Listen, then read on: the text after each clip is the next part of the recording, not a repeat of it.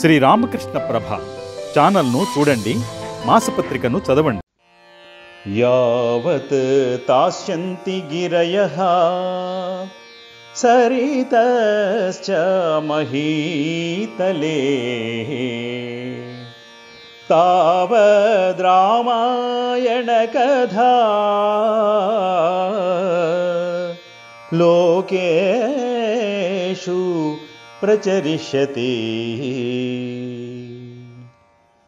ఈ భూతలంపై గిరులున్నంత వరకు, నదులు ప్రవహిస్తున్నంత వరకు రామాయణ గాథ వినిపిస్తూనే ఉంటుంది అన్నది బ్రహ్మవాక్కు.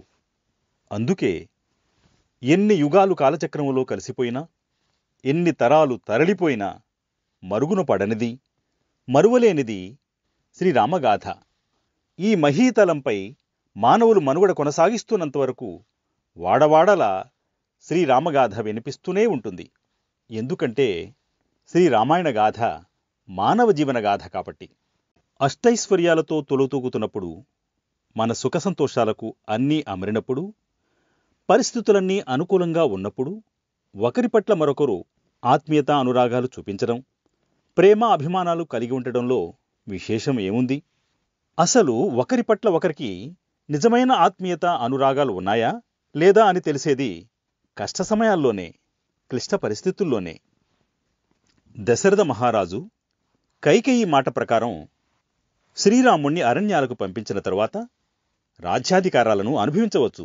కాని దశరథుడు శ్రీరాముని ఎడబాటును భరించలేక మనోవేదనతో మరణించాడు. శ్రీరాముడు తండ్రిని ఎదిరించి అడవులకు వెళ్లకుండా అయోధ్యను పరిపాలిస్తూ కీర్తి ప్రతిష్టలతో జీవించవచ్చు.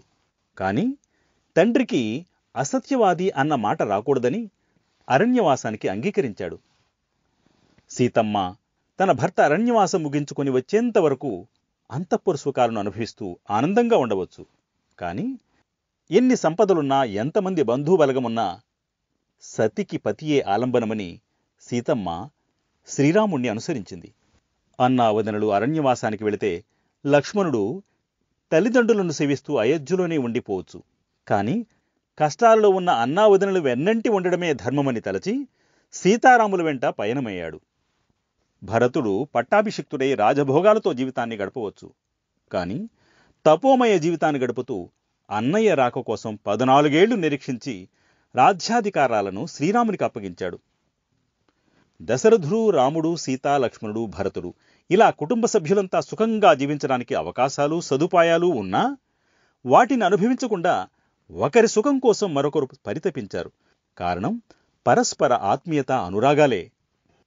ఆత్మీయత అనురాగాలు, ప్రేమ ఆప్యాయతలు కరువైనప్పుడు అంతఃపురమైన అరణ్యవాసమే అవుతుంది. ఆ ఆత్మీయత మనస్సులో నిండుగా ఉన్నప్పుడు అరణ్యవాసమైన అంతఃపురవాసమవుతుంది అని నిరూపించి మానవ సత్సంబంధాలకు మార్గదర్శకంగా నిలిచింది రామాయణ గాథ. నేడు చాలామంది తమ ఇళ్లకు శాంతి నివాసం అని, శ్రీరామ నిలయం అని పేర్లు పెట్టుకుంటున్నారు. కాని శాంతి నివాసంలోకి ప్రవేశించగానే అంతటా అశాంతే.